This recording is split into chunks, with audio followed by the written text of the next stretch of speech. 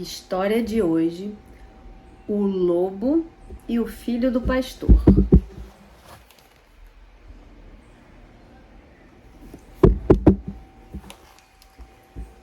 O pastor achou que seu filho já estava grande o bastante para tomar conta sozinho das ovelhas. Assim, uma bela manhã mandou-o com o rebanho para as montanhas.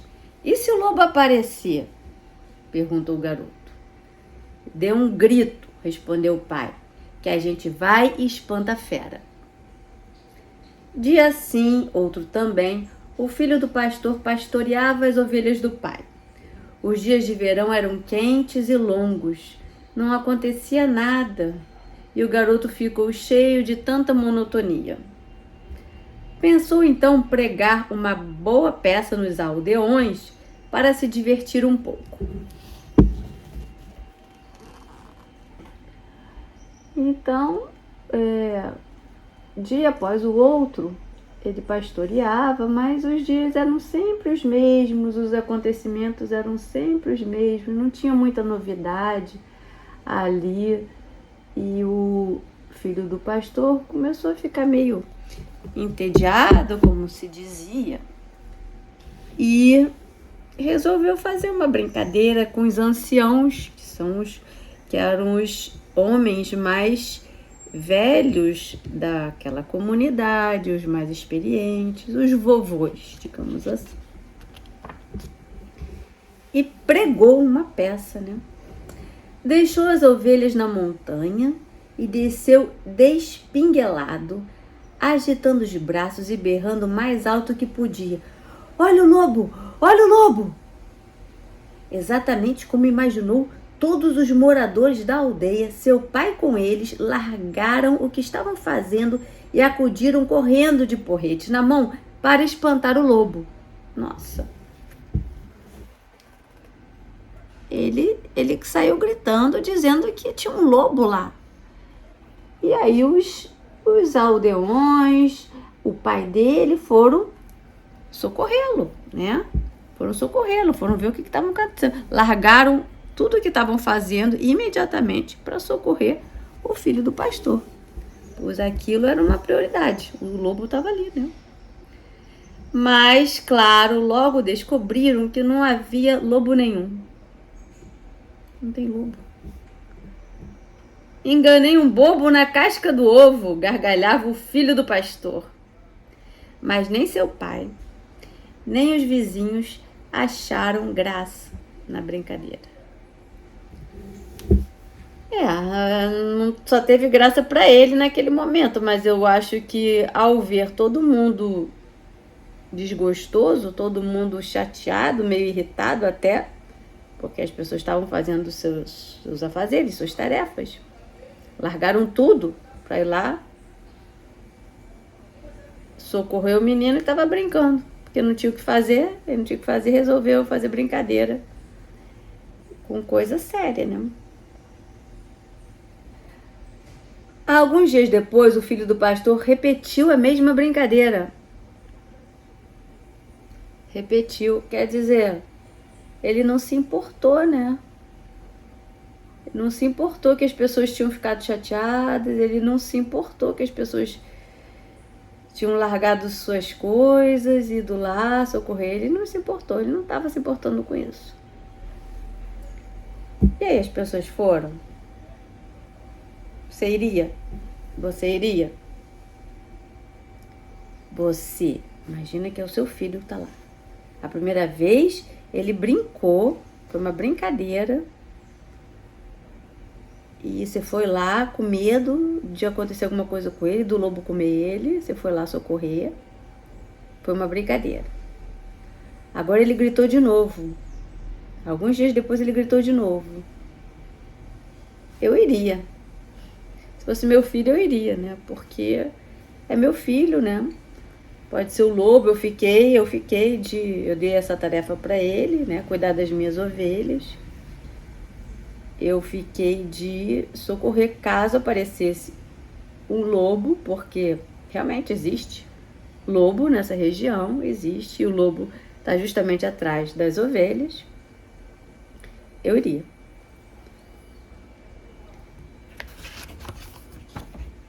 Olha o lobo, gritou com toda a força e de novo os moradores da aldeia acudiram às pressas. Eles foram. Não foi só o pai, não. Todos os moradores foram de novo lá. Enganei um bobo na casca do ovo, gargalhou o garoto. Mas ninguém riu com ele. Seu pai ficou muito bravo.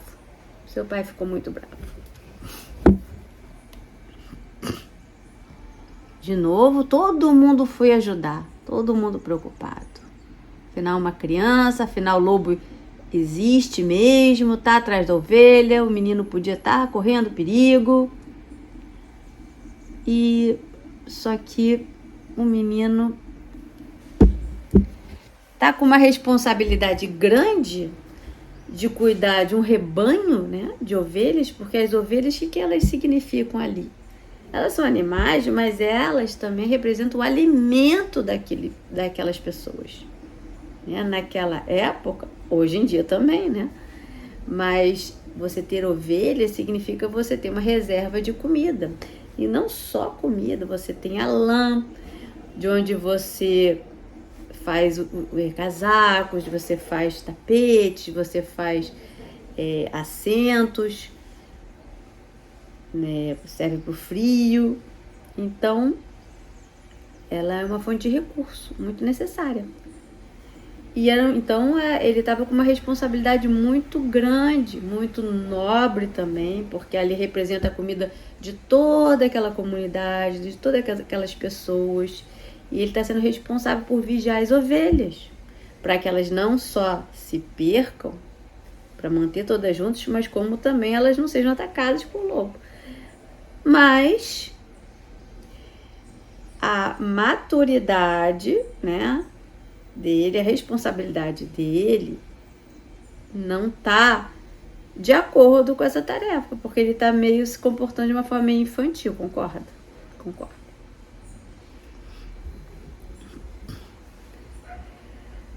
O pai ficou bravo. No dia seguinte, o filho do pastor estava tomando conta das ovelhas, dia sim, outro também, quando viu de verdade um lobo se arrastando pelo pasto em direção ao rebanho. Ele viu. Tinha um lobo. Chegou a vez do lobo. O garoto pulou de pé e desabou montanha abaixo, berrando a plenos pulmões. Olha o lobo! Olha o lobo! Olha o lobo. Agora tem lobo, hein? Agora tem lobo, ó. Olha lá, o lobo chegou. O lobo quer o quê? Ele quer a ovelha, ele quer o menino. O que ele quer? A princípio, ovelha, né? A princípio, ovelha. Mas, dessa vez, nem seu pai, nem os vizinhos apareceram. Porque foi no dia seguinte até. Na véspera, ele tinha feito aquela brincadeira, o pai ficou bravo, os vizinhos deve ser outra brincadeira. Não, dessa vez não vamos, não. Porque ninguém acreditou nele dessa vez. Ele tapeou a gente uma vez, tapeou duas, disse seu pai.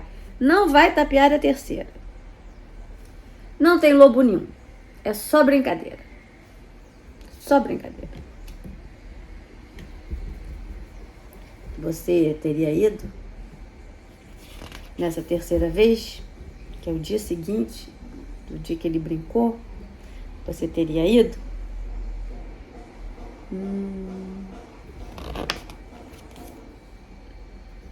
Difícil, né?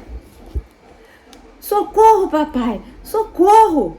Urrava o filho do pastor com o lobo já pertinho dele. E o lobo queria o filho, tantas ovelhas e o lobo queria o menino. Interessante. Desta vez tem um lobo sim, mas ninguém lhe deu ouvido. O lobo atacou o rebanho, comeu todas as ovelhas que pôde Nossa, meu Deus, que o lobo faminto. E o filho do pastor também. Sobremesa.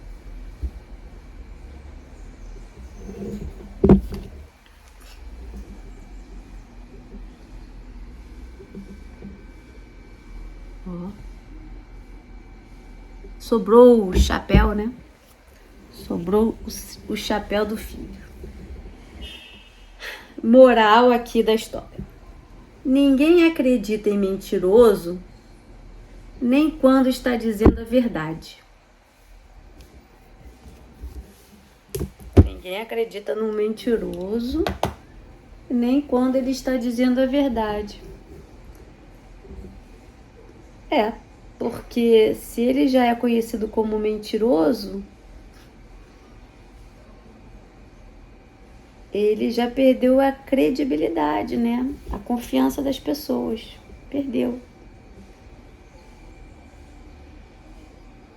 E aí fica difícil acreditar. Ainda mais você sair do que você tá fazendo, né? Pra ver lá de novo. Ah, é um mentiroso.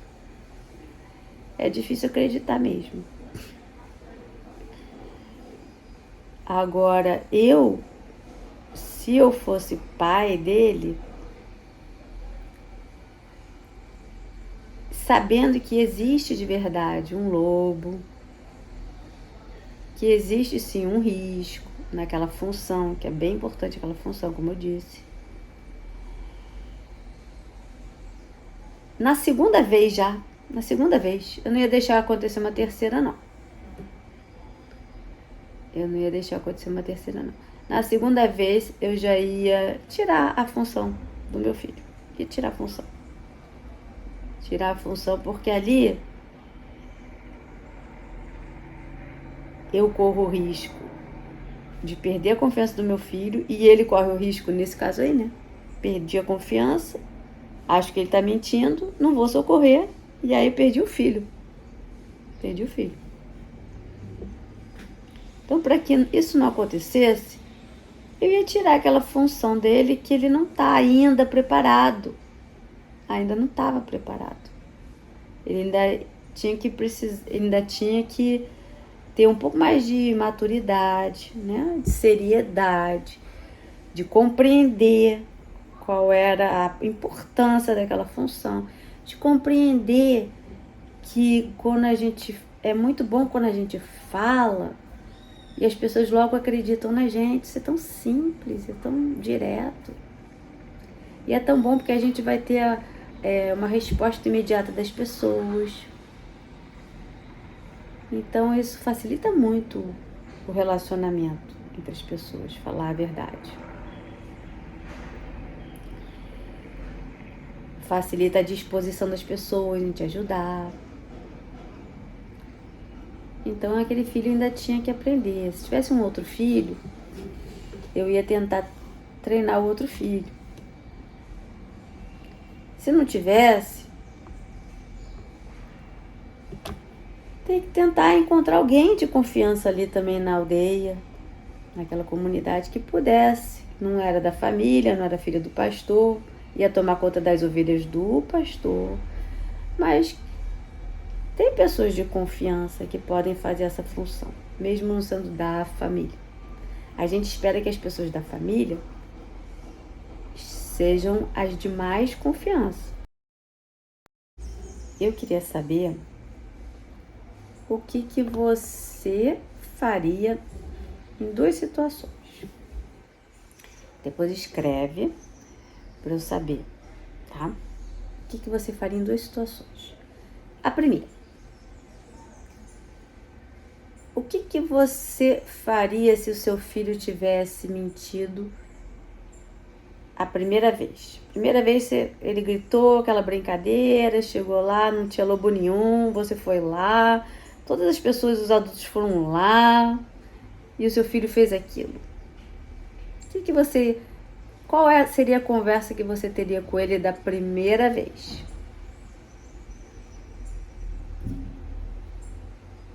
E eu quero saber também o que que você falaria para as pessoas que estavam lá, que subiram lá para ajudar da segunda vez? O que que você falaria para essas pessoas? Tá bom?